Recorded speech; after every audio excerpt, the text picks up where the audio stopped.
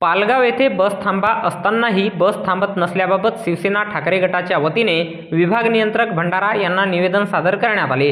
भंडारा तालुक्यातील पालगाव येथे बस थांबा असतानाही पवनी आणि भंडारा आगाराच्या साधारण बस थांबत नाही। गावातील शाळकरी विद्यार्थी शिक्षणाकरिता तसेच गावातील कामगार वर्ग रोजगाराकरिता आणि ग्रामस्थ कार्यालयीन कामाकरिता शहराकडे ये जा करत असतात।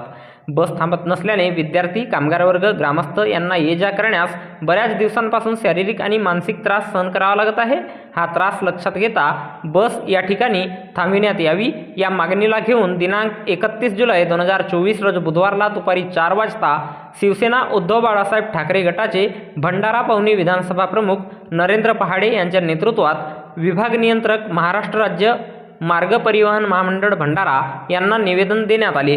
निवेदन देतेवेळी तालुका प्रमुख ललित बोंद्रे, शहर प्रमुख आशिक चुटे, शैलेश खरोले, राकेश आगरे, बाला वाडीभस्मे, आकाश माळवे, अजय लुटे, नानू मते, जयेश रामटेके, नाना मते, स्वप्नील भुरे इत्यादी पदाधिकारी उपस्थित होते।